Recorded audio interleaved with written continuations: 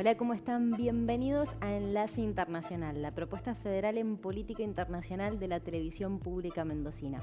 Un gusto reencontrarnos como todas las semanas. ¿Cómo estás, Augusto?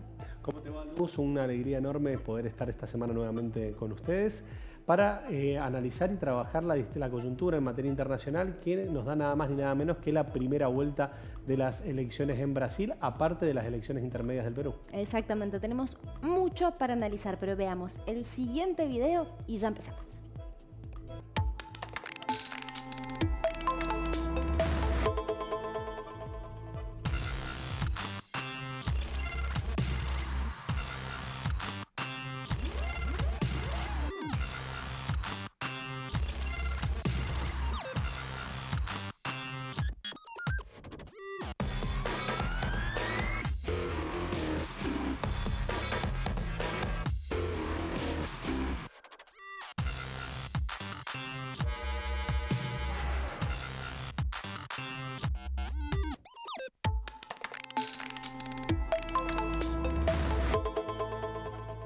Y ahora nos vamos a Perú para analizar que estas elecciones que se llevaron a cabo el domingo.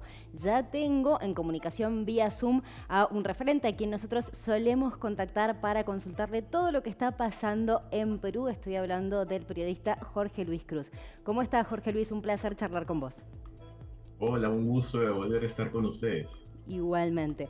Bueno, básicamente contanos, ¿qué fue lo que se votó este domingo y por qué fueron tan importantes estas elecciones? A ver, lo que se votó este domingo fueron hay dos elecciones que se llevan en paralelo. Una es para elegir a los gobernadores, a los presidentes de regiones, de las regiones en las cuales están, de los estados, digamos, ¿no? Acá se dice departamentos, en otros países se llama estados o regiones, y se han votado las autoridades de los grandes departamentos del Perú, ¿no? Lima, Ica, Cusco, Arequipa, ¿no?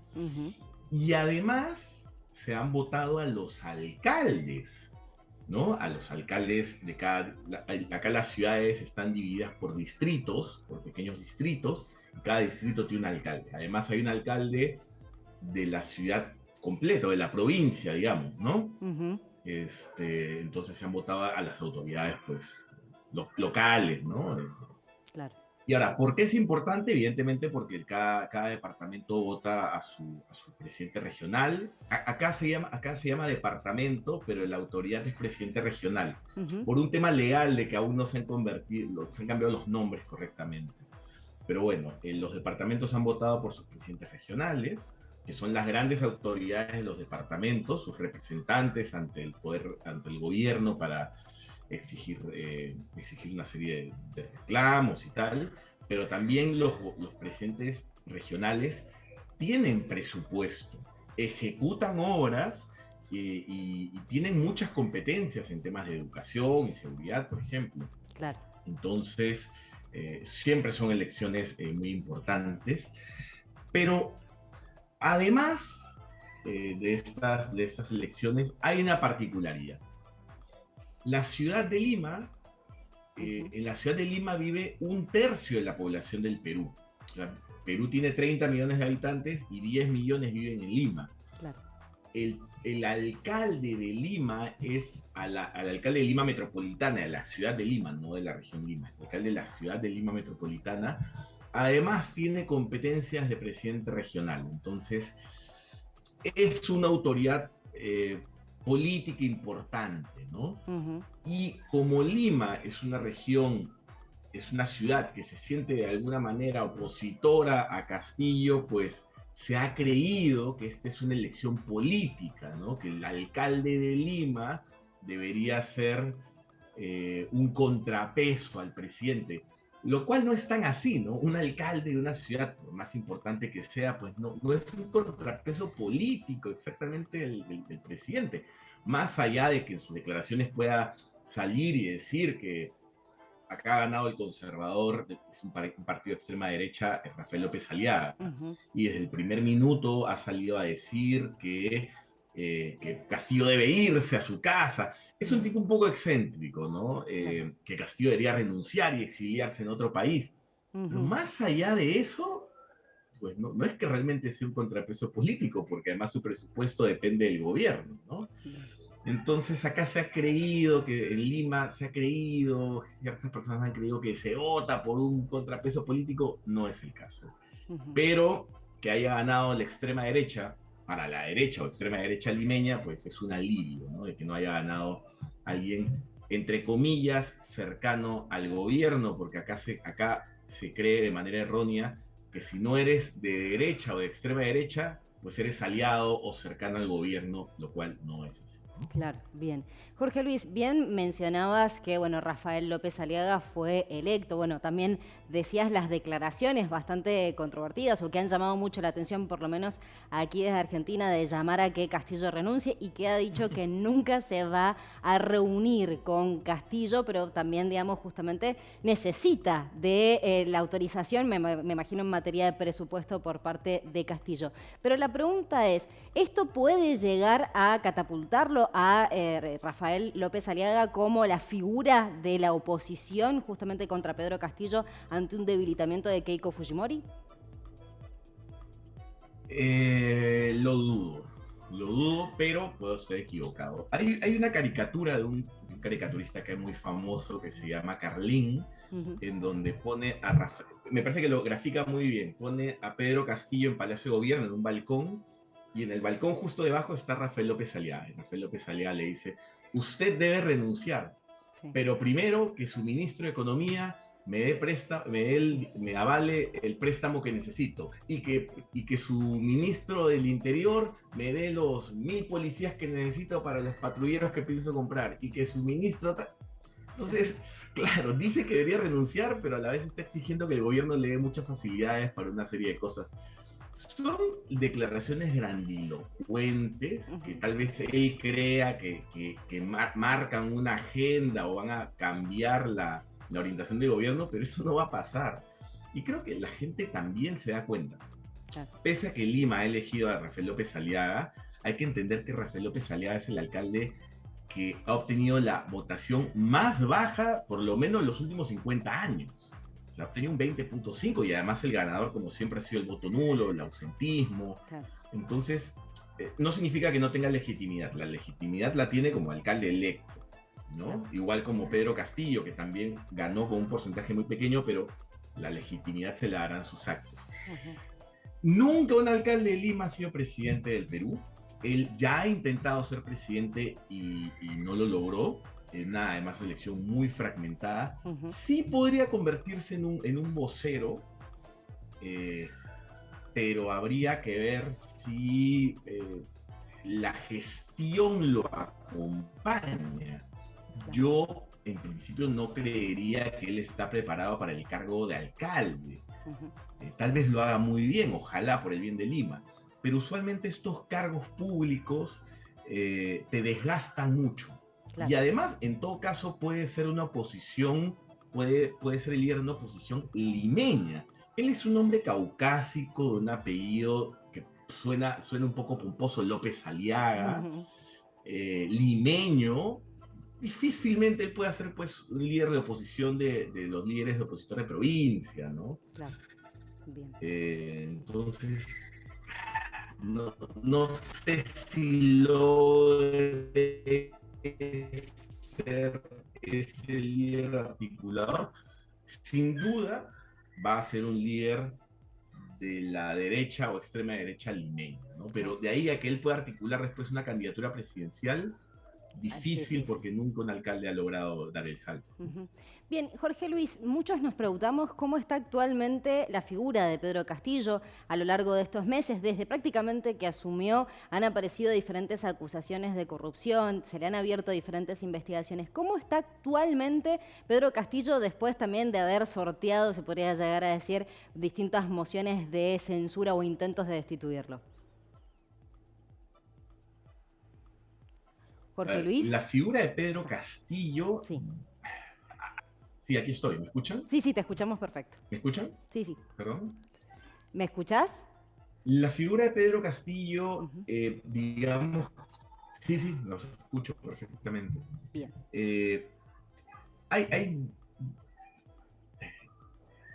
hay dos costas distintas con la figura de Pedro Castillo. Por un lado, su figura como presidente se ha debilitado. Lo cercano, inmediatamente vinculado a actos de corrupción. Un ministro... ¿Se ha detenido el video? Perdón. No, se escucha perfecto. Ah, perfecto. Bien. Por un lado, su círculo cercano, incluido su esposa, están involucrados en actos de corrupción. Un ministro suyo, el ministro de Transportes, está prófugo. Su sobrino está prófugo.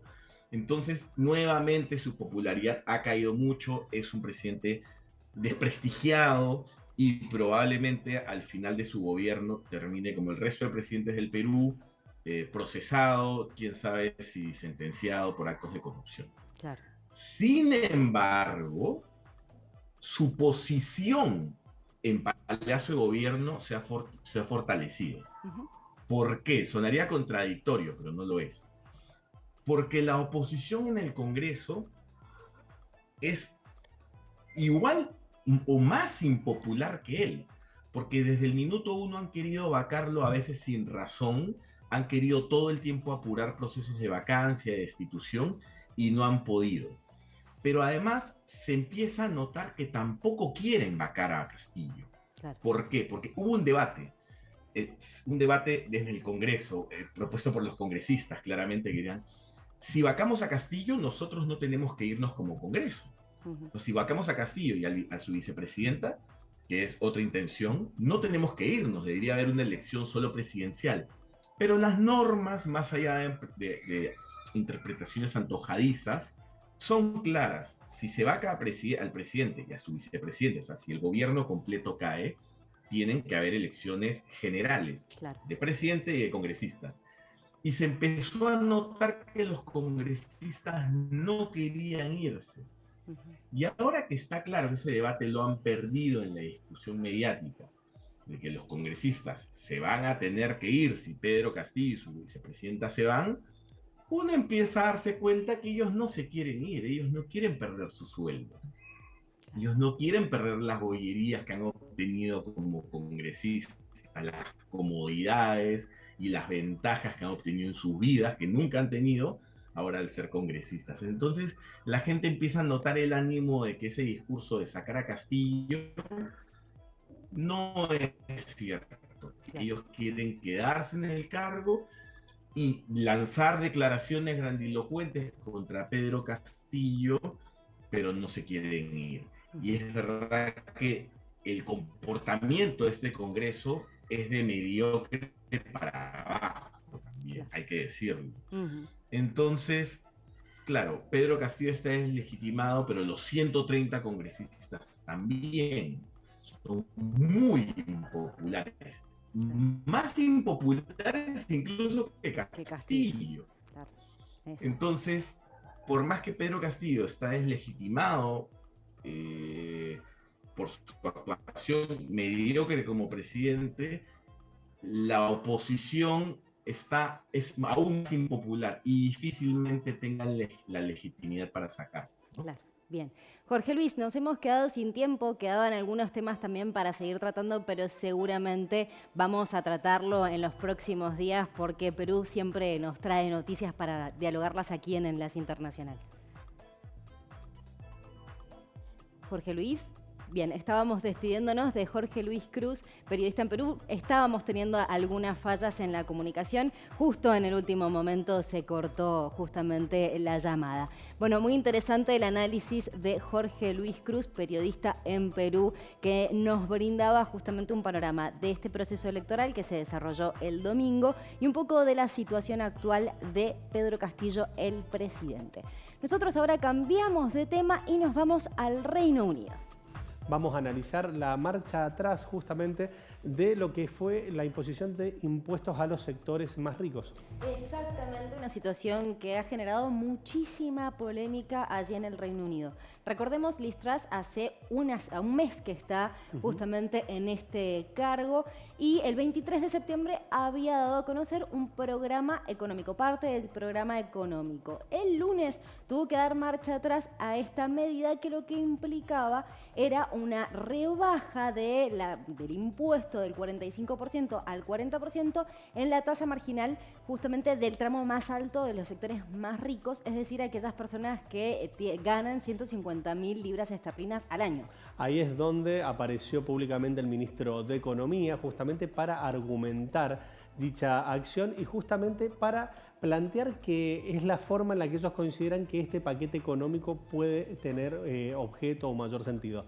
También entender que el contexto en materia política, económica del Reino Unido es bastante complejo, con una inflación por encima del 10%, con un desempleo creciente y con un gobierno que viene con mucho desgaste. Exactamente, una situación bastante compleja con una crisis energética. Recordemos lo que hablábamos hace unas semanas atrás en cuanto a este aumento del 300% del precio de las facturas energéticas. Entonces, en este contexto, esta medida no fue bien vista principalmente ni por los mercados, ni tampoco por los votantes y los sectores rebeldes de los Tories, que plantearon que es una medida que beneficia a los ricos, no beneficia a justamente la sociedad y encima aumenta la deuda pública del Reino Unido, porque para tener en cuenta, esta medida iba a implicar que el Reino Unido iba a dejar de percibir 45.000 millones de libras esterlinas y además planteaba gastar 60.000 millones de libras, lo que implicaba aumentar la deuda pública en 72.000 millones, por lo tanto las cuentas no daban. Sumar también que este gobierno conservador de centro derecha no ve en el norte, en el día de mañana, una realidad más alentadora en materia energética, sobre todo por lo que está representando el conflicto entre Rusia y Ucrania, lo cual ha llevado justamente a un incremento muy concreto, muy real en materia, exacto, de lo que son los costos de gas y electricidad, y justamente ha sido uno de los elementos fundamentales por lo cual la inflación ha seguido creciendo. Exactamente, así que bueno, esto es una situación bastante compleja para Liz Truss, que como decíamos lleva solamente un mes que fue elegida por los miembros, justamente los afiliados al Partido Conservador, y este anuncio se da en pleno cierre del Congreso Anual de los Tories o del Partido Conservador en Birmingham. Entonces, la situación es bastante compleja y hasta inclusive la ministra del Interior de Liz Truss, Suella Braverman, habló de un posible intento de golpe de Estado por parte de los sectores rebeldes del Partido Conservador para lograr desplazar a Liz Truss.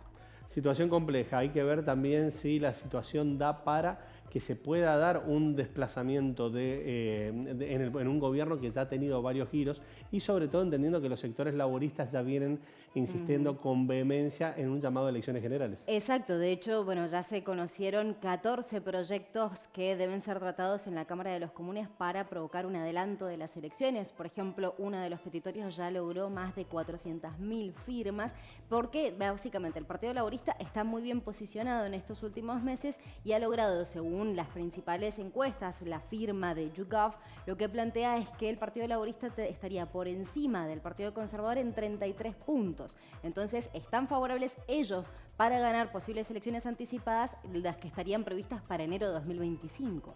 Exacto, la verdad que en este contexto es muy difícil poder pensar en que las elecciones vayan a llegar en un sistema sobre todo de características parlamentarias. Exactamente, es poco probable, pero bueno, hay que ver cómo logra sortear Liz Truss esta situación, justamente, digamos, viendo, porque ahora, a fin de año, se va a someter el presupuesto a votación. Si justamente el Partido Conservador no le da el apoyo al presupuesto, es prácticamente una moción de vacancia. Censura, exacto. Entonces, hay que ver qué es lo que pasa. Está todo por verse y lo vamos a seguir de cerca, sobre todo por lo que representa nada más ni nada menos que el gobierno de Reino Unido.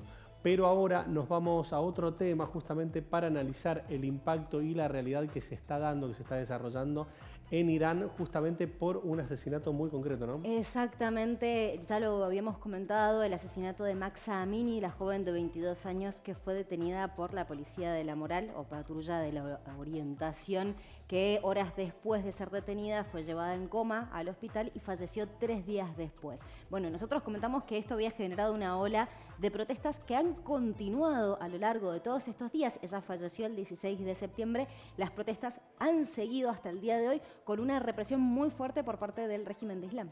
Exacto, la situación, además de ser compleja, está siendo absolutamente observada por distintos actores a nivel global, tanto de ONG como de diferentes gobiernos, y también ha llevado a un apoyo masivo, lo cual de hecho ha manifestado más de 150 ciudades con acciones como manifestaciones frente a las embajadas, corte de pelos de las mujeres para solidarizarse con los reclamos concretos que se están llevando a cabo.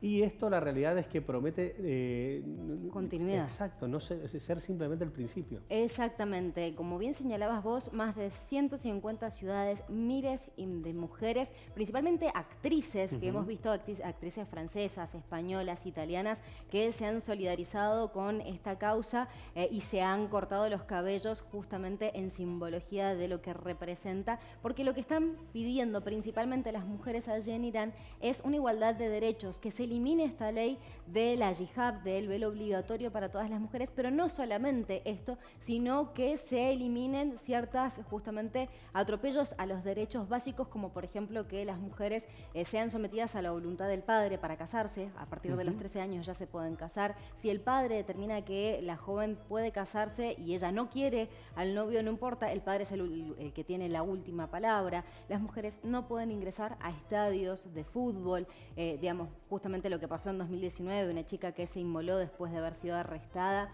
por intentar ingresar al estadio. Entonces es digamos, no es solamente el velo, sino son un montón de otros reclamos. Totalmente, además también de pedir, de exigir el rol activo, presente, permanente de lo que son las organizaciones de derechos humanos y de las ONG en relación a la situación que se está viviendo para las mujeres en Irán. También tener en cuenta que esto se da en un contexto en el cual se están dando negociaciones activas por el ingreso de Irán a lo que era, el acuerdo nuclear. El grupo de países del acuerdo nuclear, por lo cual también es muy peligroso la utilización política de este conflicto, tanto por Irán como por países de Occidente. Exacto, importante lo que señalás en el marco de que también se analiza de decir la condena internacional no ha sido tan fuerte hacia el régimen de Irán por una cuestión de que haya miedo de que no vuelva o no se reincorpore a este plan de acción integral y conjunto.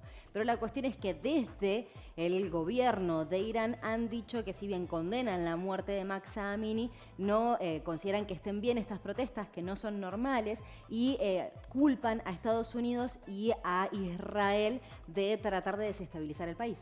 Vamos a ver cómo evoluciona, vamos a trabajarlo, de hecho para la próxima semana vamos a generar una entrevista en profundidad para poder desmenuzar en detalle todo lo que se está viviendo, entendiendo también que hay limitaciones muy importantes al acceso de internet y de redes sociales. Exactamente, así que vamos a seguirlo. Nosotros nos vamos a un breve corte y no se pierdan en el próximo bloque una entrevista en profundidad sobre las elecciones en Brasil. Ya volvemos.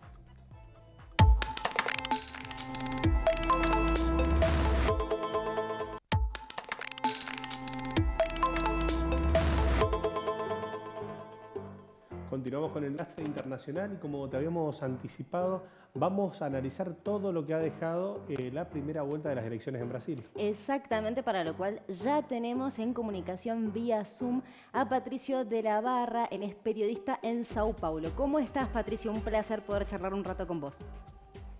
Muy buenas tardes, muy buenas noches para ustedes dos ahí, Lu y Augusto Grilli, a quien ya conozco de largo tiempo.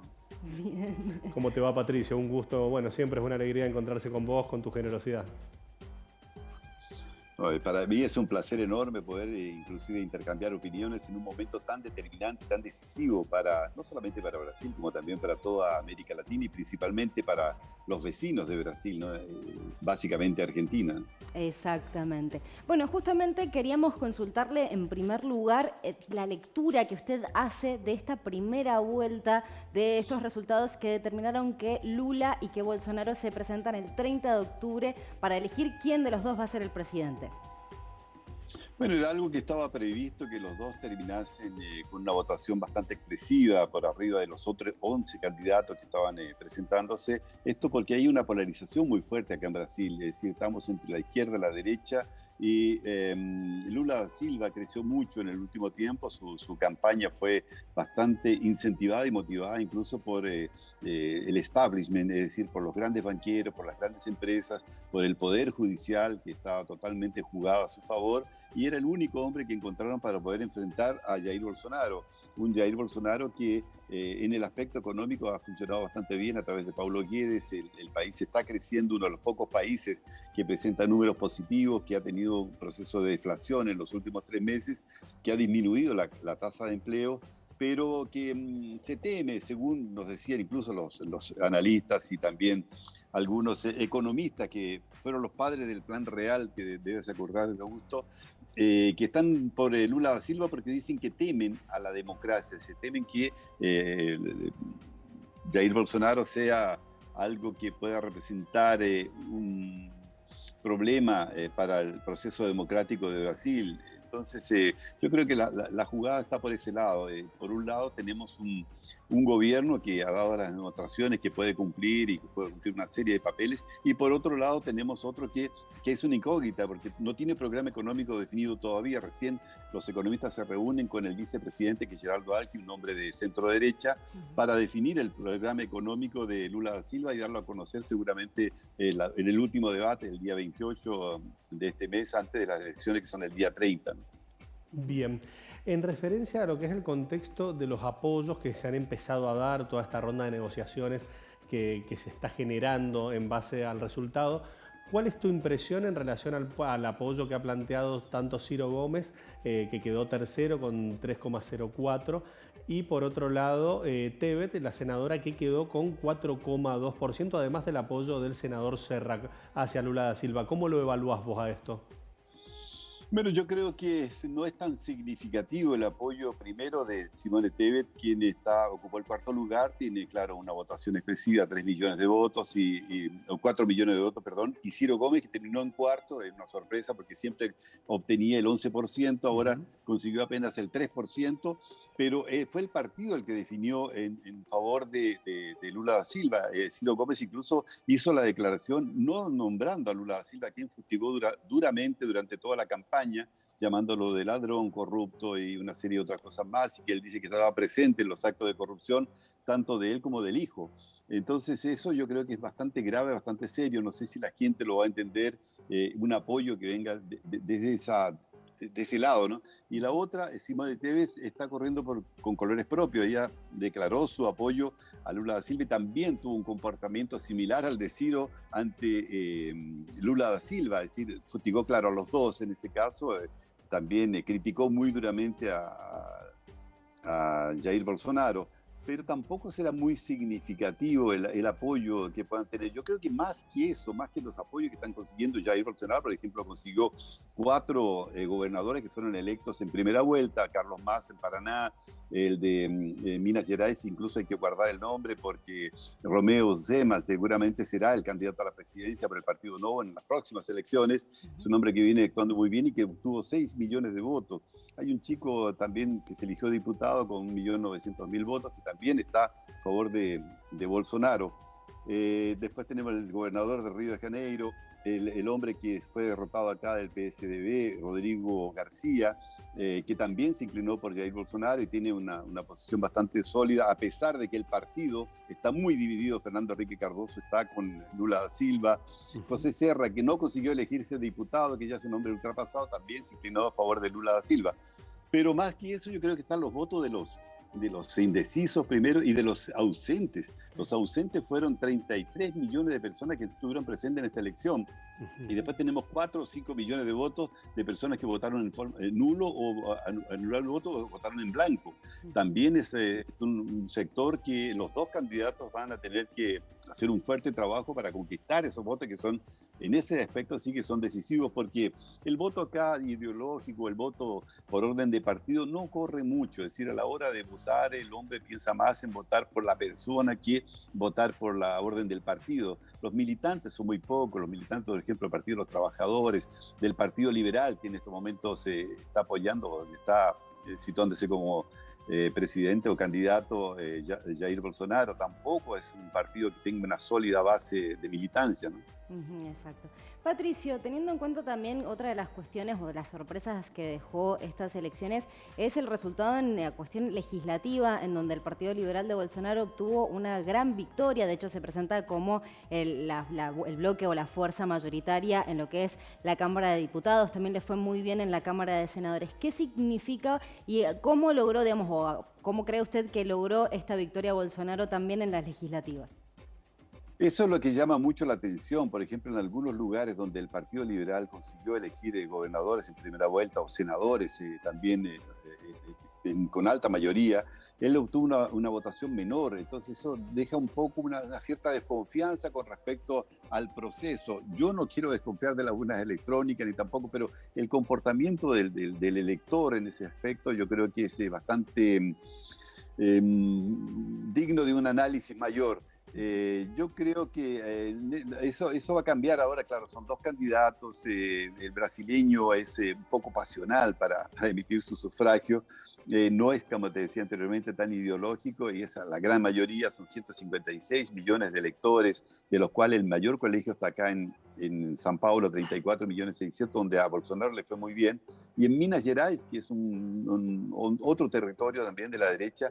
Entonces, yo creo que en la oportunidad anterior también, Jair Bolsonaro, yendo por el partido del PSL, consiguió un alto respaldo en la Cámara, claro, no como ahora, por ejemplo, que ahora obtuvo 19 escaños en el Senado y no sé exactamente cuántos son, 99 me parece, 99. En la Cámara Baja, 99 en la Cámara Baja. Entonces, esa votación yo creo que es significativa, primero, si él continúa un gobierno para poder agilizar una serie de medidas y reformas, y por otro lado, si Lula Silva llega a vencer, ahí tendría dificultades para funcionar con un parlamento totalmente adverso. Ahora tiene el apoyo del Poder Judicial, por ejemplo, que en estos momentos es más importante o más protagonista que el propio Parlamento. Tenemos la Corte Suprema, por ejemplo, con 8 hombres colocados por el Partido de los Trabajadores en los gobiernos de Dilma y de Lula da Silva, y hay dos cargos que seguramente quedarán abiertos porque se jubilan estos dos, y ahí Lula da Silva podría colocar otros 2, y ahí lógicamente que tenía un respaldo muy amplio, y en estos momentos el Poder Judicial pasa por arriba de los otros 2 poderes, cosa que me parece medio criticable, pero es así. El Poder Judicial en estos momentos es que está mandando todo, en todos los aspectos. Entonces, si tiene ese apoyo, va a ocurrir lo mismo que tenía el apoyo, por ejemplo, Chávez en Venezuela, en su primer gobierno, cuando colocó los hombres ahí en el Poder Judicial, que lo apoyaron prácticamente incondicionalmente, ¿no? Patricio, estamos hablando de la misma corte que la cual avaló en su momento el procesamiento y la cárcel de Lula da Silva, ¿no? Más o menos, porque en la época todavía no había una cierta inclinación. Por ejemplo, Luis Edson Fachin, que fue el hombre que sacó, es un hombre que es militante, que estuvo en la campaña de Dilma Rousseff, que fue colocado por ella, no tenía todavía tal vez la fuerza como para hacer esta filigrama, porque es una filigrama jurídica, de decir que no, estaba en tercera instancia, pero resulta que la primera instancia no tendría que haber sido así, sino que en San Pablo, donde fueron cometidos los crímenes, y él lleva directamente a Brasilia los procesos, los anula, no lo inocentan a Lula en ningún momento, y fue por 6 votos a 5, es decir, no había una inclinación tan fuerte, pero sí se notaba la presencia de Díaz Toffoli, que fue abogado del Partido de los Trabajadores, de Lewandowski, que otro, de Gilmar Mendes, que fue el tipo que inclinó la balanza, que es un hombre colocado por el PSDB. Entonces, claro, ahí hay una orientación más bien política, o sea, ellos buscaron a alguien que pudiese enfrentar a Jair Bolsonaro con toda su fuerza, ¿no? Bien. Patricio, y teniendo en cuenta lo que ha pasado a lo largo de estos días en cuanto a la campaña electoral, la tensión, la polarización y hasta inclusive distintos hechos de violencia, le consulto qué es lo que se puede llegar a esperar de cara a la segunda vuelta. ¿Se espera que pueda llegar a haber más hechos de tensión, más hechos de violencia y más polarización todavía? Sí, yo creo que van a haber, claro, lógicamente, en la medida que hay 2 candidatos, se irá a polarizar mucho más el escenario político acá en Brasil.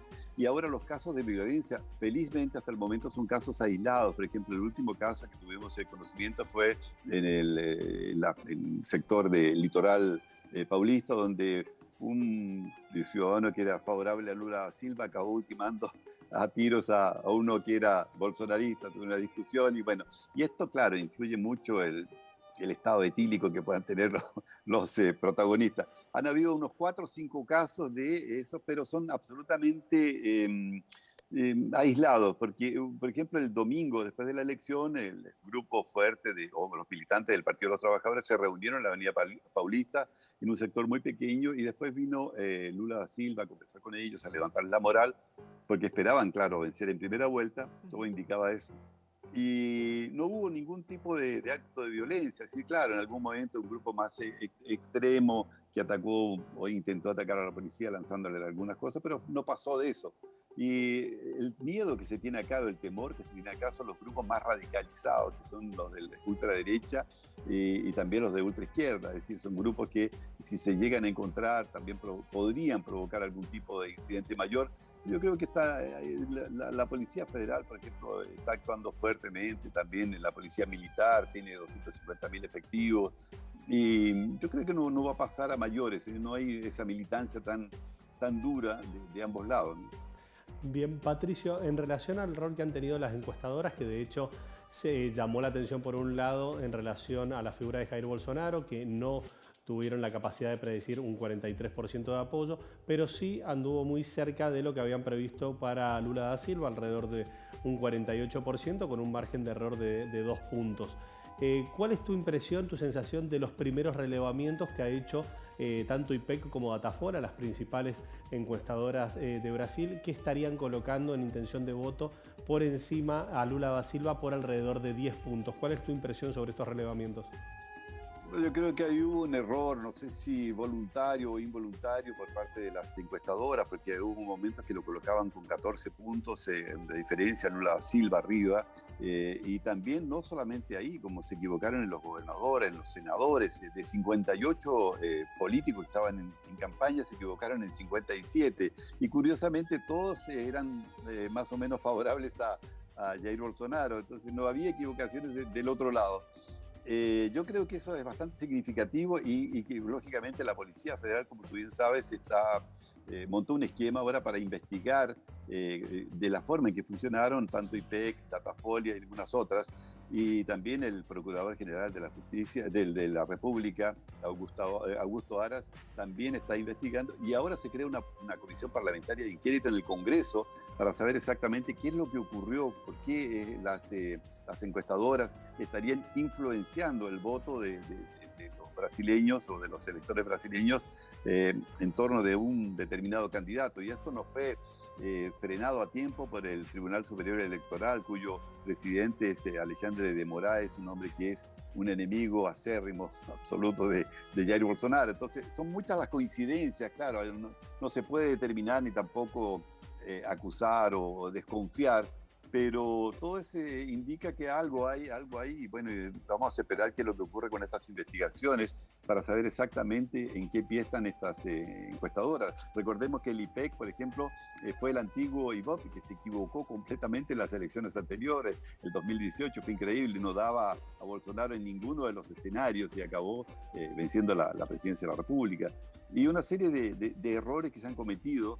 Entonces, incluso ayer Montenegro hablaba de que es posible que haya un direccionamiento. Montenegro fue el dueño del IBOP y dice que llegó una persona y le dijo, bueno, yo quiero aumentar dos puntos, ¿qué es lo que podemos hacer? Le dijo, no, tráigame 900 millones que yo le arreglo todo. Pero ¿cómo 900 millones? Le dijo, ¿está loco? No, usted me compra la empresa, yo se la vendo y usted hace lo que estime conveniente.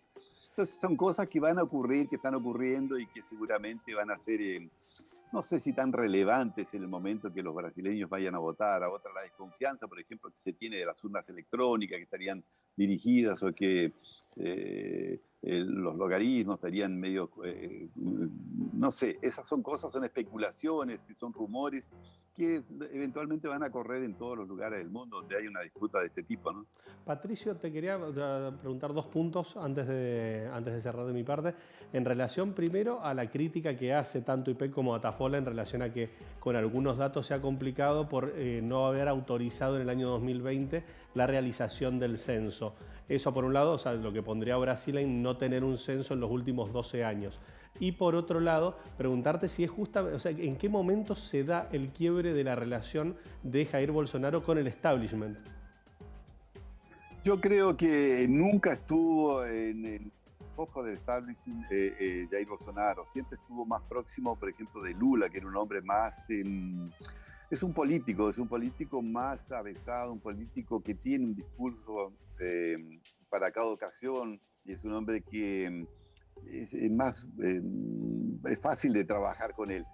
Por ejemplo, los grandes banqueros lo adoran porque en la época nunca ganaron tanto dinero como en los dos periodos que él fue presidente de la República. Los sindicatos también lo adoran porque permitía el cobro de una, no sé, sacarle al trabajador un día por año, y a veces en algunos casos muy poco más, y una serie de otros, los banqueros, las grandes empresas, por ejemplo, con las cuales hizo negocios en diversas partes del mundo, no solamente acá en Brasil, con la utilización del BNDES, que era mucho más fácil, mucho más accesible. Ahora, Jair Bolsonaro se ha manejado muy mal con los medios de comunicación, y ahí yo creo que ha sido un error, porque ha hecho muchas cosas. Por ejemplo, la transposición del río San Francisco, que lo llevó hasta el nordeste y llevó agua, no ha sido publicitado o por lo menos promovido de la forma que se necesitaría. ¿Por qué? Porque él está peleadísimo con el Grupo Folia, con el Estado de San Paulo, con la red Globo de Televisión, que tiene un poder de penetración impresionante, la red Bandeirantes. Entonces yo creo que pasa por ahí, es decir, en ese momento no se confía mucho en Bolsonaro, porque es un tipo transparente, intempestivo, que puede tomar decisiones separadamente y modificarlas durante el mismo día, un hombre que habla y después piensa. En cambio, Lula da Silva es mucho más maleable, es un hombre con el que se puede conversar, que seguramente va a llegar a un acuerdo con el Congreso ofreciendo cargos. Por ejemplo, ya de hecho le ofreció un ministerio a Simone Tebet. No sé si lo va a poder cumplir porque ya están en 22 ministerios y va a llegar a 32. Entonces, una serie de cosas que hacen con que Lula da Silva sea mucho más simpático a estos grupos empresariales y a los tipos que dominan prácticamente Brasil, que son los grandes empresarios, los grandes banqueros y el Poder Judicial, ¿no? Exacto. Bien, Patricio, le hago la última consulta también de mi parte. ¿Cuáles van a ser los principales desafíos independientemente de quién sea electo el nuevo presidente de Brasil?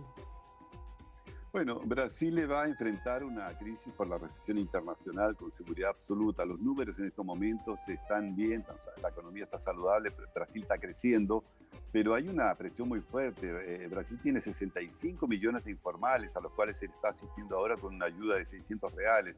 Yo no sé hasta qué punto Brasil va a tener condiciones de endeudarse para poder cumplir con los proyectos sociales, con los programas sociales que necesariamente tienen que ser colocados en práctica, mejorar la salud, la educación, por ejemplo, invertir más en educación.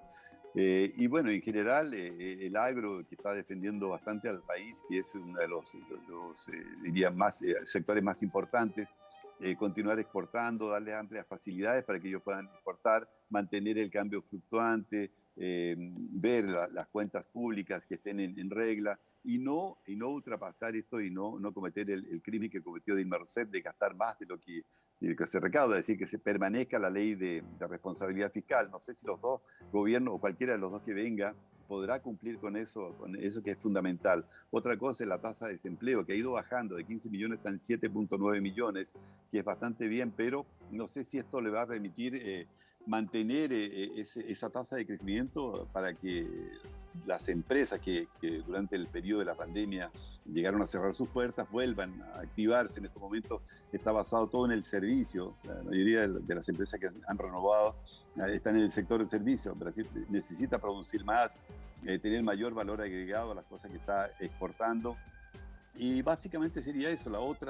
El otro aspecto que creo que hay que considerar, y considerarlo muy bien, es justamente el problema social que tenemos en las calles, con el problema de la delincuencia, el problema de la seguridad social, que es algo que preocupa y mucho a los brasileños y que está creciendo diariamente debido, claro, al problema de falta de medios y la deterioración de la economía durante la pandemia y después con estas crisis. O sea, Brasil no sé si va a conseguir pasar por sobre esa crisis que se avisora, que se ve venir en el mundo entero. Por ejemplo, la recesión en Estados Unidos, en Europa, China, que no está creciendo a los niveles que se esperaba. No sé si Brasil va a resistir el 2023, un año bastante complicado para todo el mundo, ¿no? Claro. Bien. Patricio, te agradecemos muchísimo el contacto. No, para mí fue un placer haber conversado con ustedes, Lu, y a gusto estamos en contacto para lo que estime conveniente, y fue un placer enorme haber vuelto a conversar contigo, por lo menos a distancia. Bueno, muchísimas gracias. Estamos en contacto y hasta la próxima. Hasta la próxima. Estaremos ahí, atentos. Muchas gracias. Hablábamos con Patricio de la Barra, periodista en Sao Paulo, Brasil, que nos brindaba justamente un panorama y el análisis sobre la primera vuelta de las elecciones en Brasil. Exacto, teniendo la perspectiva personal, su lectura sobre el proceso electoral que se vivió y preparándonos justamente para lo que va a venir para las elecciones del 30 de octubre. Exactamente, así que vamos a seguir atentos de cómo se va desarrollando toda la campaña. Nosotros ahora nos tenemos que ir a un breve corte, pero quédense ahí porque en el próximo bloque hacemos segmento de ambiente y cultural. Ya volvemos.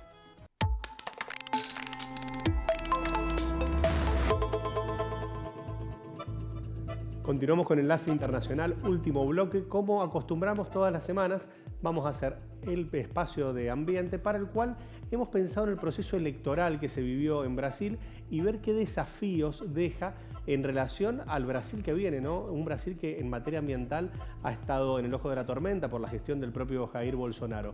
Para esto estamos en contacto vía Zoom con Alberto Molina, él es politólogo, especialista en ambiente, justamente para darnos una visión de lo que representan estos desafíos. ¿Cómo te va, Alberto? ¿Cómo estás? Hola Augusto, ¿cómo estás? Y un saludo para toda la audiencia. Bueno, muchas gracias por el contacto. Concretamente, ¿qué te deja a vos en relación a los desafíos que vienen esta primera vuelta de las elecciones de Brasil? Bueno, en primero que gran parte de la opinión pública internacional estaba expectante en la llegada de una primera vuelta de Luis Ignacio Lula da Silva, que bueno, sin embargo resultó electo y no con un número menor, con un 48,3% frente a un 43,2% de Jair Bolsonaro, y preparándose ya ambos para la segunda vuelta. Recordemos que no solamente ha sido una elección presidencial, sino que también se ha dirimido el poder en las cámaras, en el Congreso de Brasil y en gobernaciones y legislaturas, donde sí el Partido de la Libertad, el partido de Bolsonaro, ha quedado muy bien posicionado, diferente a la elección presidencial. Pero como vos muy bien decís, ¿cuál es el clivaje ambiental de esta elección? ¿Qué nos deja para adelante?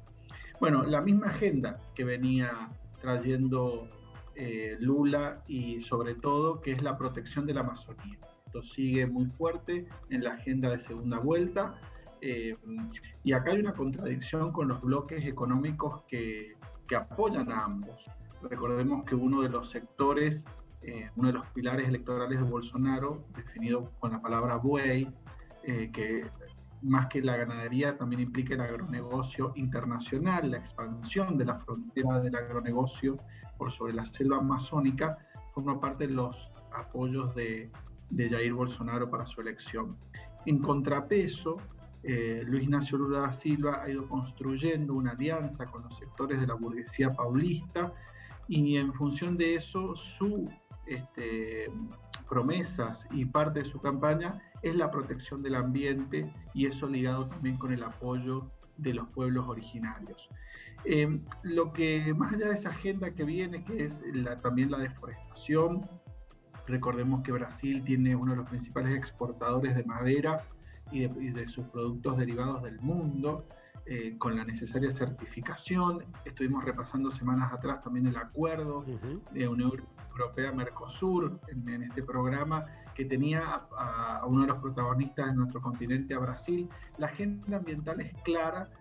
Lo que no sabemos estos días es si va a ser parte del clivaje que va a tener tanto Bolsonaro como Lula para ganar más adeptos en la segunda vuelta. Creería que no, creo que por ahí va a pasar por otro lado la elección, se va a poner muy fuerte el acento en temas económicos, en temas de expectativas, en temas de derechos, pero sí, eso a nivel general, pero sí claramente en los territorios más ligados al peligro y a la deforestación y al avance extractivista, allí sí. Y para eso dar un ejemplo, en el estado de la Amazonas, uno de los estados en el centro norte de Brasil, allí en la primera vuelta Lula saca el 49,6%, mientras Bolsonaro, saca el 42,8%. O sea, en esos estados mucho más sensibles a la problemática ambiental, claramente es un terreno de Lula y favorable para él. Bien. Alberto, en relación a lo que vamos a ver el 30 de octubre, vamos a tener un resultado final, lo que va a proyectar la gestión de los próximos años para Brasil. ¿Cuál entendés vos que va a ser la posición inmediata, en forma concreta por ahí, en materia de ambiente de uno y de otro, o de otro candidato? Me parece que de ganar Bolsonaro, claramente va a reacentuar sus políticas de expansión de la frontera ganadera y sojera por sobre la Amazonía. Va a dar algunos signos como los que dio con Elon Musk de la ampliación de la cobertura en Internet en todo el territorio amazónico, lo cual implica mayor intervención y posibilidad de la acción humana en territorios prístinos, que hoy prácticamente la biodiversidad está sin intervención humana.